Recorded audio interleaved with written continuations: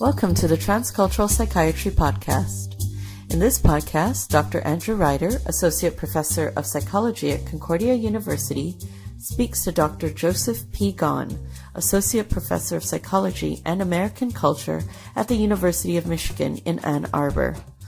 Dr. Gahn is the author of an introduction to a special issue of Transcultural Psychiatry published in April 2015.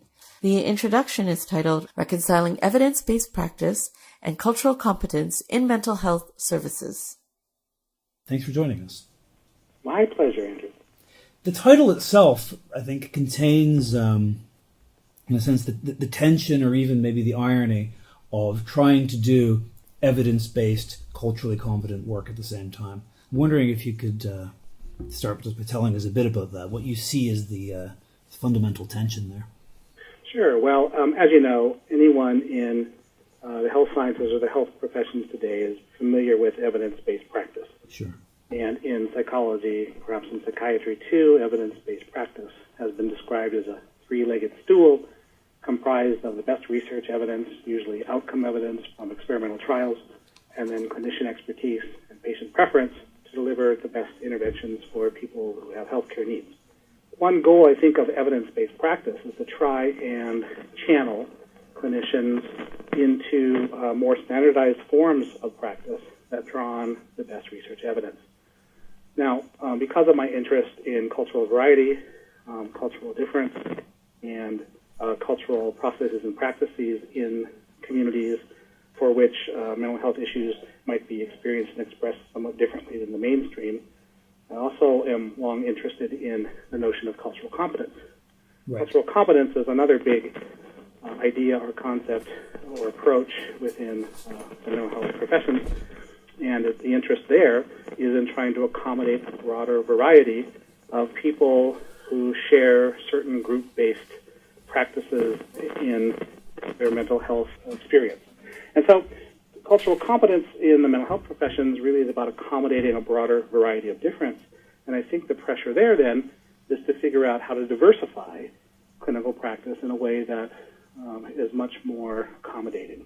And so you have these two really big juggernauts within the mental health professions, evidence-based practice, which is pushing for a certain kind of standardization, and cultural competence, which is pushing for a certain kind of diversification. And as they intersect, it becomes, I think, quite interesting, complex, even messy. And that's what leads to my interest in trying to think through what it might look like at that intersection in terms of making sense and making recommendations and so on.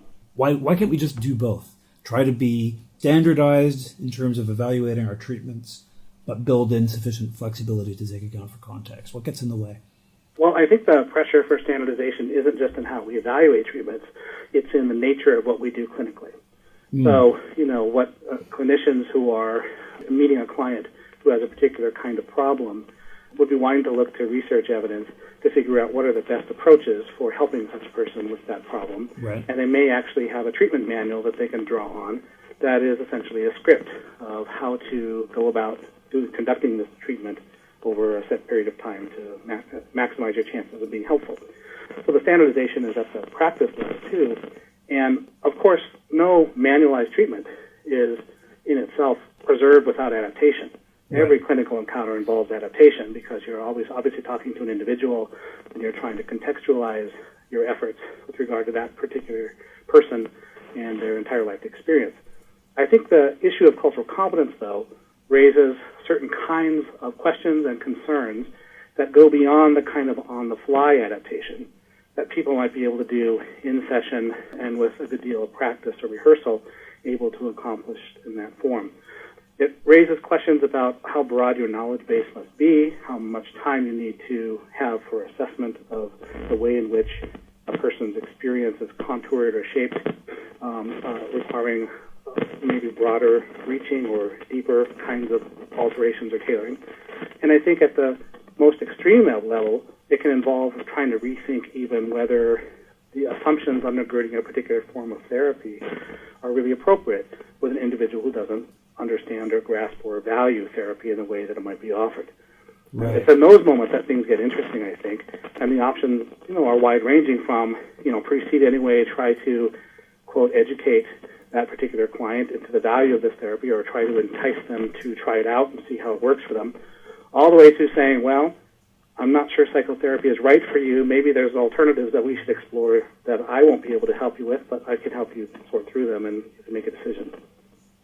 And in a way, people have said, even just within clinical psychology, for example, which is our field, that there is a preference for treatments that are easily studied and put into the protocol. There's not even a clear distinction between the treatments that are good for research and the treatments that are good for giving to clients, perhaps because of a perception that these should be one and the same thing. That if you have a treatment that's easily studied, then you can have confidence in it's evidence-based, and those are the kinds of treatments we should be giving to people. It's sort of an ideological commitment to this, perhaps. It certainly seems intuitive that, the treatments you can study are the ones that are more likely to become evidence-based. Right, exactly. And I think there's a certain economic rationale for that as well, which is that there's not all the money in the world to do this.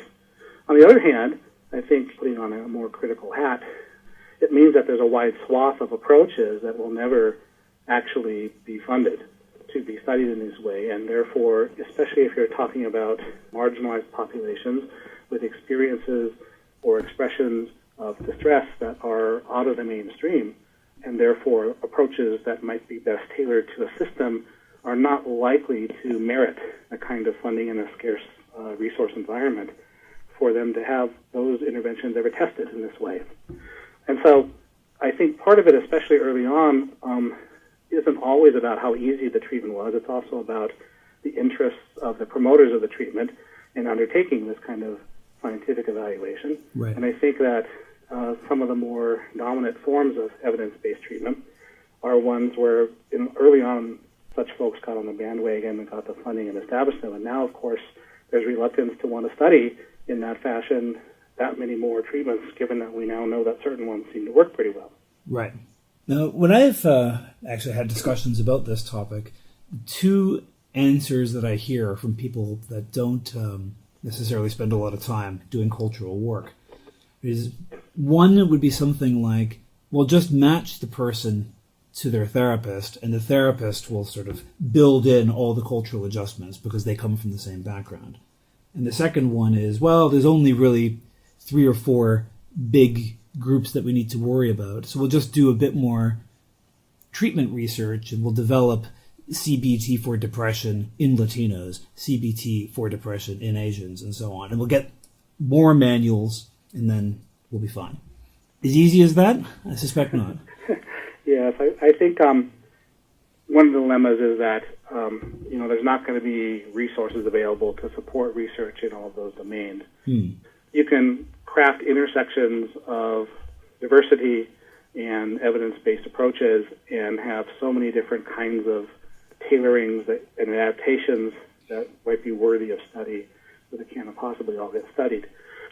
But another piece of it is even just the reigning assumption, particularly in clinical psychology, that the goal of tailoring an evidence-based treatment is to alter the surface structure while retaining the deep structure so that it has an appeal to some diverse clientele at the same time that it's preserving intact the efficacy of the treatment itself. And one dilemma with that, of course, is we rarely know what the actual efficacious ingredients are of these treatments because unless you do dismantling studies, you can't really identify those concretely. And the second thing is that it presumes that it's these superficial alterations that's where the action is.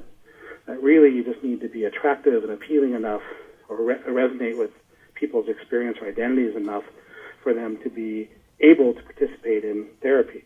But the reality is that there are people in many of these communities whose vision or view of wellness and illness and help and treatment and recovery are really quite different. And one aspect, perhaps underemphasized aspect of the cultural competence critique is that there's some danger, perhaps, inherent to promoting forms of psychosocial intervention because of their underlying assimilative properties.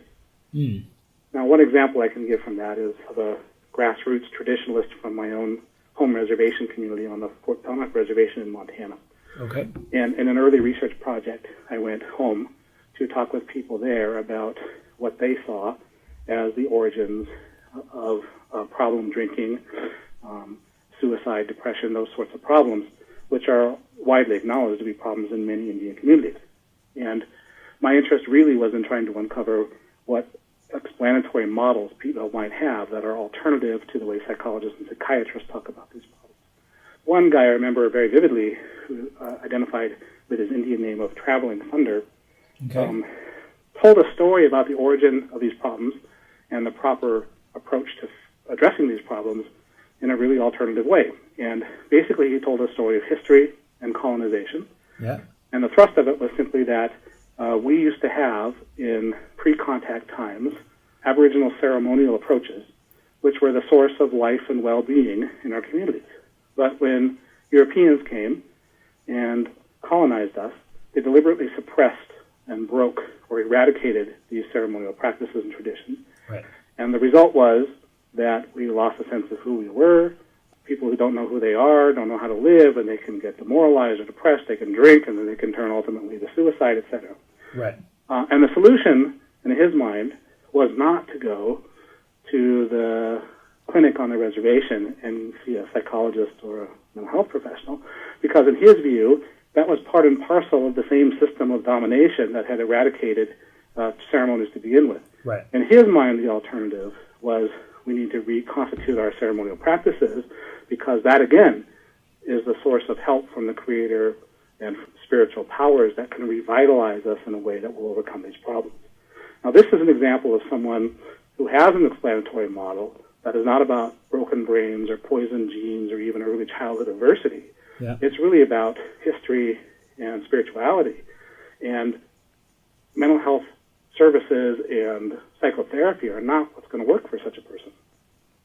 So that example, I think, really gives a sense of how the kinds of things you need to do to work with someone in a contextually sensitive and culturally aware kind of way would go much deeper than just tweaking the standard protocol to make it a bit more effective, right? You're talking about fundamental changes in the approach to treatment, and also who's designing it and who's doing it and what do they represent and so on, rather than just using a couple of local words to describe cognitive schemas or something like that. That's right. I mean, I think one way that I try to call attention to, surface level or superficial adaptations or tailorings in the name of cultural competence, especially with reference to American Indian communities, is to talk about dressing these therapeutic approaches up in beads and feathers. And there's no doubt that there's a swath of population in any given Native community for whom that might be perfectly adequate. But in my experience, there's also a swath of people for whom that would not be adequate at all. And Traveling Thunder, I think, calls attention to really the ideological functions that can be served by mental health services in a way that recognizes, as he put it, that therapy can represent brainwashing me forever so I could be like a white man. Now, if that's what's at stake in the interface with clinical services around mental health problems in some reservation communities, then obviously we need to be thinking outside of the box relative to what helping services would be useful for that swath of a reservation population who sees the world in a more spiritual or traditional sense rather than kind of a modern secular sense. What do you feel like we who are doing cultural clinical research can give to people who want to take these ideas seriously as sort of things you wish that they would do better or differently? Well, I think a big dilemma around attending to cultural diversity or cultural difference in the clinical professions is the way that we have come to think about culture. And the way clinical folks are trained to think about culture is really out of date. Right. And it's really simplistic.